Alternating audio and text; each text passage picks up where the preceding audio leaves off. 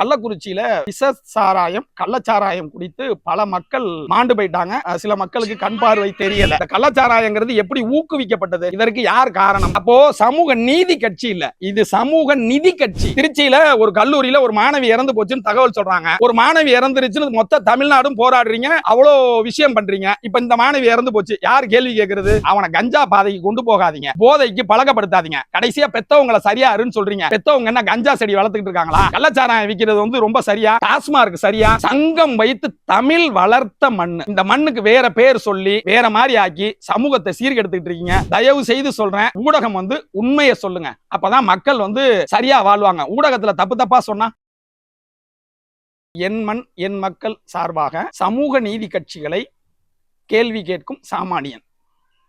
தமிழகத்துல கள்ளக்குறிச்சியில விஷ சாராயம் கள்ளச்சாராயம் குடித்து பல மக்கள் மாண்டு போயிட்டாங்க. சில மக்களுக்கு கண் பார்வை தெரியல. இந்த சமூக நீதி கட்சிகள் வந்து எங்க போனாங்க? இவர்கள் யாருக்காக போராடுகிறார்கள்? இந்த தகவல் தெரிஞ்சுக்கணும். கூடுதலா சொல்லக்கூடிய தகவல்னா, ராமர் ஆலயம் உணர்த்தியது என்ன? நெல்லையப்பர் தேர் சம்பவம், அந்த வட கயிறு வந்து அருந்ததற்கு காரணம் என்ன? இதை தெரிஞ்சுக்கிட்டோம்னா தான், நான் ஏற்கனவே சொல்லியிருக்கேன், தேர் சொல்லும் பாடம்ங்கிறது மக்கள் வந்து புரிஞ்சுக்கணும். இந்த தேர் சொல்லும் பாடம் புரியாம நம்ம வந்து தெய்வத்தை வணங்கிக்கிட்டே இருக்கோம் அப்படின்னா நம்மளை பாதுகாத்துக்கிறதுல இருந்து விலகிறோம்னு அர்த்தம். விஷயத்துக்கு வந்துருவோம்.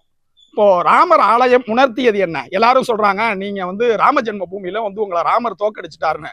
அது வந்து உங்களுடைய சிந்தனை. ஆக்சுவலா ராமர் வந்து ஒரு தகவல் சொல்றாரு. இந்த தகவலை புரிஞ்சுக்கணும். என்ன தகவல் சொல்றாருன்னா, ராமர் உண்மையிலுமே தன்னுடைய மனைவியை மீட்க வந்து போருக்கு செல்லும் பொழுது சுக்ரீவனை கூட்டிக்கிட்டு போகல. சுக்ரீவன் ஒரு விண்ணப்பம் வைப்பாரு.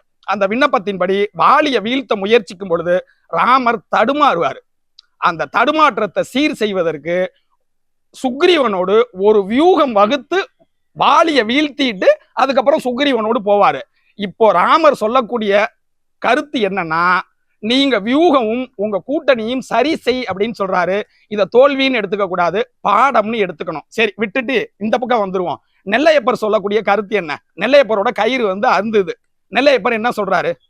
நெல்லையப்பர் சொல்றதை மக்கள் உணரணுமா வேணாமா? கள்ளக்குறிச்சி கள்ளச்சாராய சம்பவத்துக்கு நெல்லையப்பருக்கும் என்ன தொடர்புன்னு கேட்காதீங்க.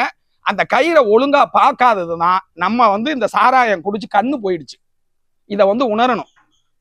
தேர் இருக்கு அப்படின்னா நான் தேரை வந்து வடம் பிடிச்சி இழுத்துக்கிட்டே இருப்பேன் அப்படின்னா அந்த கயிறு பழுதாயிருச்சு, அந்த கயிறை வந்து பார்க்கலனா அந்த கயிறை பார்க்கணுமா வேணாமா? ஒருத்தர் தொடர்ச்சியா இங்க இந்த மாதிரி பண்ணிக்கிட்டு இருக்காங்க. இந்த தொடர்ச்சியா இருக்கிறத திடீர்னு எங்க இருந்து தப்பு வரும்? இந்த கள்ளச்சாராயங்கிறது எப்படி ஊக்குவிக்கப்பட்டது? இதற்கு யார் காரணம்? நான் என் மண் என் மக்கள்னு சொல்றேன். நீங்க திருப்பி திருப்பி இதுல அரசியல் சாயம் பூசாதீங்க. சாமானியனா சமூக நீதி பேசக்கூடிய இவர்கள் எங்கே போனார்கள்? ஒரு பொம்மை இருக்கும். அந்த பொம்மைக்கு வந்து கண்ணை மூடி இருப்பாங்க, காதை பொத்தி இருப்பாங்க, வாய் பொத்தி இருப்பான். அந்த பொம்மை மாதிரி இருக்கலாமா? இவங்களுக்கு பேர் சமூக நீதி கட்சியா? இந்த சமூக நீதி பேசுறவங்க எங்க போனாங்க? பேசணுமா வேணாமா? அப்போ சமூக நீதி கட்சி இல்ல, இது சமூக நிதி கட்சி. அவங்க நிதியை வச்சுக்குவாங்க, அவங்களுக்கு வேணுங்கிறவங்களுக்கு மட்டும் போராடுவாங்க. மணப்பாறையில ஒரு பையன் வந்து ஆழ்துளை கிணற்றுக்குள்ள விழுந்துட்டான். மொத்த மீடியாவும் அங்க போய் நின்று முயற்சி தோத்து போய் அந்த பையனோட குடும்பத்துக்கு அரசு வேலை கொடுக்குறாங்க. இப்ப நான் கேட்கறது, எனக்கு நிதி வேண்டாம், நீதி வேணும். கண்ணு போனவங்களுக்கு கண் தருவதற்கு ஏற்பாடு பண்ணுங்க, அந்த குடும்பத்துக்கு அரசு வேலை தருவதற்கு வழிவகை செய்யுங்க. ஏன்னா அந்த குடும்பத்தை இழந்த ஆண்மகனோட வருமானத்தை நீங்க கொடுக்குற இழப்பீடு பணத்தால நாங்க ஈடு செய்ய முடியாது. நீ வந்து உங்க காசை கொடுத்தியா? இன்னும் ஒரு வார்த்தை இருக்கு, ஒப்ப விட்டு காசை கேட்கறமான்லாம் சொல்றீங்க. எங்க அப்பா விட்டு காசும் இல்ல, யார் காசும் இல்ல. எனக்கு போன உயிருக்கு ஈடு பணம் அல்ல. பணம் ஒருபொழுதும் ஈடு செய்யாது. எனக்கு வாய்ப்புன்றது, எனக்கு பணம் ஈட்டுறதுக்கு வாய்ப்பு வேணும். நீங்க கொடுக்குற பணத்தை கொண்டு பேங்க்ல டெபாசிட் பண்ணா என்ன இன்ட்ரெஸ்ட் வரும்? உங்க பேங்க்லயே போடுறேன். மாசம் எங்க அப்பாவோ இல்ல எங்க வீட்டுக்காரோ சம்பாரிச்ச காசு வந்து ஒரு பொருட்டு கூட ஆகவே ஆகாது. நான் அந்த காசை வச்சுட்டு எப்படி வாழ்றது? தப்பு யார் மேல? குற்றம் வந்து என்ன நான் கரெக்டா இருக்கணும்னு சொன்னீங்கன்னா அரசாங்கம் கரெக்டா இருக்கணுமா வேணாமா? அப்ப அந்த சமூக நீதி கட்சி என்ன பண்றீங்க? திருச்சியில ஒரு கல்லூரியில ஒரு மாணவி இறந்து போச்சுன்னு தகவல் சொல்றாங்க. ஒரு மாணவி இறந்துருச்சுன்னு மொத்த தமிழ்நாடும் போராடுறீங்க, அவ்வளோ விஷயம் பண்றீங்க. இப்ப இந்த மாணவி இறந்து போச்சு, யார் கேள்வி கேட்கறது? பதிலே காணாம். ஏன்னா ஒவ்வொருத்தருக்கும் நீங்க தான் ஜாதி சாயம் மத சாயம் பூசி போராடி இந்த மக்களை ஏமாத்தி வஞ்சிச்சுக்கிட்டு இருக்கீங்க. நீங்க பண்ண பெரிய சேட்டைய ஓடந்துறையில போய் ஒருத்தரை வந்து 20 வருஷமா இருந்தவரை தோக்கடிச்சிருக்கீங்க. எப்படி தோக்கடிச்சீங்க? சோறு சரக்கு, பணம், இது பேர் வந்து அரசியலா? இது சரியா? ஒரு மக்களை இப்படிலாம் வஞ்சிக்கலாமா? இப்படிலாம் ஏமாத்தலாமா? இதையே பண்ணிக்கிட்டு இருந்தீங்கன்னா அடுத்த தலைமுறை என்ன ஆகும்?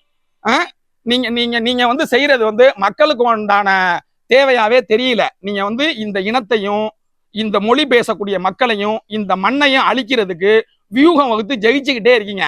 இது நீடிக்காது. இதில் மாற்றம் வந்தே தீரும். மக்களை சீர்படுத்துவதற்காக முயற்சியில நாங்க வெற்றி அடையணும்னு நினைக்கிறோம். ஒண்ணு நீங்க உங்களை மாத்திக்கங்க, இல்லையா ஒதுங்கிக்கங்க. அடுத்த தலைமுறை வேற மாதிரி வாக்களிக்க தயாரா இருக்கான். அவனை சீர்கெடுக்காதீங்க, அவனை கஞ்சா பாதைக்கு கொண்டு போகாதீங்க, போதைக்கு பழக்கப்படுத்தாதீங்க. கடைசியா பெத்தவங்களை சரியாருன்னு சொல்றீங்க. பெத்தவங்க என்ன கஞ்சா செடி வளர்த்துக்கிட்டு இருக்காங்களா? கள்ளச்சாராயம் காய்ச்சிட்டு உட்காந்துருக்காங்களா? அவங்களுக்கு அது வேலையா? வெளியில போன புள்ள வீட்டுக்கு பத்திரமா வரும் அப்படின்னு எதை வச்சு நம்புறது? வெளியில போன புருஷன் வீட்டுக்கு வருவாரு, அப்பா வருவாருன்னு எதை வச்சு நம்புறது? சமூகத்துல நடக்கக்கூடிய தப்புக்கு குடும்பம் பொறுப்பேற்றுக்கணும் அப்படின்னா நீங்க என்ன பண்ணிக்கிட்டு இருக்கீங்க? அரசாங்கம் வந்து ஒழுங்கா நடந்துக்குச்சுன்னா தனி மனிதன் எப்படி தப்பு பண்ணுவான்? கரெக்ஷனு, கலெக்ஷனு, கரப்ஷன், இந்த மூணுல மக்களை தப்பு பண்ண வச்சு அவனை மிரட்டி பணம் வாங்கி வீணாக்கிக்கிட்டே இருக்கணும். ஒருத்தம் கூட ஒழுங்கா தொழில் பண்ணக்கூடாது, ஒழுங்கா வேலை பண்ணக்கூடாது. அப்படின்னா தான் சரிப்பட்டு வரும். கள்ளச்சாராயம் விற்கிறது வந்து ரொம்ப சரியா? டாஸ்மார்க் சரியா? டாஸ்மார்க்ல சரக்கு வந்து விலை கூட இருக்குன்னு கள்ளச்சாராயம் குடிக்கிறான்னு சொல்லலாமா? நான் ஒரு தகவல் சொல்றேன். தமிழ்நாட்டில் ஒரு அரசியல் தலைவர் வந்து தன்னுடைய ஊர்ல, நான் அவர் பேரே சொல்லி சொல்றேன், தலைவர் வைகோ அவர்கள் கலிங்கப்பட்டியில மிகப்பெரிய சட்ட போராட்டம் நடத்தி, அறப்போராட்டம் நடத்தி அந்த ஊர்ல மதுக்கடை இல்லாம வச்சிருக்காரு. எப்படி சாத்தியம்? அப்ப தமிழ்நாட்டுல நீங்க மத்த அரசியல்வாதிலாம் என்ன பண்ணிக்கிட்டு இருக்கீங்க? காயல்பட்டினங்கிற ஊர்ல வந்து மதுக்கடையே கிடையாதுன்றாங்க, காவல் நிலையம் இல்ல. அது எப்படி சாத்தியம்? இவர்களாலலாம் செய்ய முடியுதுன்னா நம்மால் ஏன் முடியாது? அப்ப நம்ம அரசியல் தலைவர்கள் என்ன பண்றாங்க? நான் திருப்பியும் சொல்றேன், காசுக்கு ஓட்டு போட்டோம்னா வீணா போயிருவோம், சாப்பாட்டுக்கு ஓட்டு போட்டோம்னா வீணா போயிருவோம், சரக்குக்கு ஓட்டு போட்டோம்னா வீணா போயிருவோம். முதல்ல இந்த கல்ச்சர்ல இருந்து மாறுங்க. இந்த கல்ச்சரை அவங்க ஊக்குவிச்சு கெடுத்து வச்சிருக்காங்க. இந்த மாடலும் தப்பு. இந்த மண்ணு சமத்துவ மண்ணு பேசுறதும் தப்பு. தனித்துவம்ங்கிறது வேணும். தனித்துவம்ங்கிறது என்னன்னா, இந்த மண் வந்து ஆழ்வார்கள் மண், நாயன்மார்கள் மண், சங்கம் வைத்து தமிழ் வளர்த்த மண்ணு. இந்த மண்ணுக்கு வேற பேர் சொல்லி வேற மாதிரி ஆக்கி சமூகத்தை சீர்கெடுத்துக்கிட்டு இருக்கீங்க. முதல்ல பக்தி பூர்வமா ஒரு மனுஷனை வாழ விடுங்க, நல்ல சாமி கும்பிட விடுங்க, அவன் சாமியை கும்பிட விடுங்க. இன்னொரு சாமியை கும்பிடுன்னு ஒருத்தன் வர்றான், எங்க சாமி நல்லது பண்ணுவாரு, அவரு ரட்சிப்பாருங்கிறான். இதெல்லாம் எனக்கு புரியவே இல்லை. எப்படி ஒரு ஊர்ல இருந்து இன்னொரு ஊருக்கு வந்து அவன் வந்து ரட்சிப்பான்னு சொல்லி நம்பி போறது? இதை விட கேவலம் ஒரு பொண்ணு போய் அவங்க அப்பா வந்து அவ்வளோ கஷ்டப்படுறாரு, என் பொண்ணு வந்து இந்த மாதிரி போயிட்டா, மாசம் ஆனா தன்னோட சம்பளத்துல வந்து இவ்வளவு காசை கொடுத்துட்டு வந்து அவங்க பேச்ச கேட்டுக்கிட்டு இருக்கானு. இங்க என்ன நடக்குதுன்னே தெரியல. நானாகவே வாழ முடியல. நான் திருப்பியும் சொல்றேன், என் மண் என் இன மக்கள். ஒரு தகவல், இப்போ புதுசா ஆரம்பிச்ச அரசியல் கட்சி தலைவர் நடிகர் விஜய் அவர்கள் ஒரு கருத்து சொல்றாரு மாணவர்களுக்கு, பாராட்டு விழா நடத்தி, சே நோ டு ட்ரக் அப்படின்னு சொல்லி உறுதிமொழி எடுங்கிறாரு. நான் இன்னொரு தகவல் சொல்றேன், எனக்கு ரொம்ப ஆசையா இருக்கு. நான் ஒருபொழுதும் போதைக்கு அடிமையாக மாட்டேன், போதை பொருள் பயன்படுத்துவர்களையும் அடிமையாக விடமாட்டேன் அப்படிங்கிறது பெத்தவங்களும் மாணவர்களும் இந்த சமூகமும் உறுதிமொழியா எடுத்துக்கிட்டு சிறப்பா வாழ்றதுக்கு வழிவகை பண்ணுங்க. நீங்க நீதி கட்சி அப்படின்னு சொல்றவங்க இந்த நீதிக்காக வந்து கொஞ்சமாவது பேசுங்க. அந்த பொம்மை ஆட்டம் இருக்காதீங்க, வாய் மூடிக்காதீங்க, கண்ணு மூடிக்காதீங்க, காதை பொத்திக்காதீங்க. என்ன நடக்குதுன்னு கொஞ்சமாவது பாருங்க. உங்களுக்காக வேணும்னு எதையும் செய்யாதீங்க, உங்களுக்காக போராடாதீங்க, மக்களுக்காக போராடிங்க.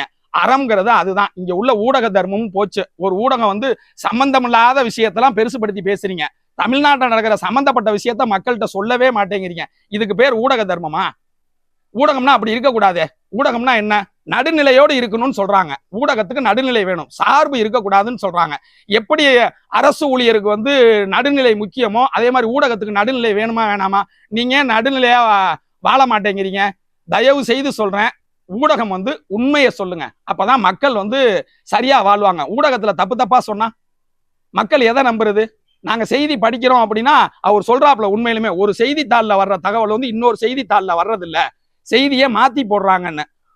தமிழ்நாட்டுல வந்து எத்தனை செய்தித்தாள் இருக்கு? நான் எந்த செய்தித்தாளை நம்பி படிக்கிறது? நான் எதை நம்புறது? சோசியல் மீடியாவிலேயும் வந்து உங்க ஆளுங்க பண்ற சேட்டை வந்து தாங்கவே இல்லை. அவ்வளவு சேட்டை, தப்பு தப்பான விஷயத்த வந்து கிளப்பி விட்டுக்கிட்டே இருக்கிறது. எதை நம்புறது எதை நம்பாம போறதுனே தெரியல. மக்களை இயல்பா வாழ விடுங்க. நான் திருச்சியில இருந்து பேசுறேன். திருச்சி கலெக்டர் வந்து மாணவர்களுக்கு ஒரு அறிக்கை கொடுத்தார். உண்மையிலுமே பாராட்டுதலுக்கு ஒரு விஷயம். என்ன காரணம்னா, மாணவர்களை தகவல் கொடுன்னு சொல்றாரு. ஆச்சரியப்பட வேண்டிய விஷயம் என்ன தெரியுமா? ஒரு அரசாங்க ஊழியரை நம்பவே இல்லை. நான் சொல்லல, நான் சொல்லக்கூடாது. நான் திருப்பியும் யாரையும் குற்றம் சாட்டக்கூடாது. தனி மனித துவேஷம் கூடாது. ஆகவே அந்த கலெக்டர் எப்படி மாணவர்கள் மேல நம்பிக்கை வச்சாரோ அதே மாதிரி எல்லார் மேலேயும் நம்பிக்கை வைக்கணும். சரியான தகவலுக்கு முதல்ல நடவடிக்கை எடுக்க கத்துங்க, மக்களை காப்பாற்று. இதே போல் பல நல்ல தகவல்களை சிட்டிசன் சேனல் மூலமாக உங்களுக்கு சொல்வதற்கு கடமைப்பட்டிருக்கிறேன். இதை தொடர்ந்து பாருங்கள், ஆதரவு தாருங்கள். நன்றி, வணக்கம்.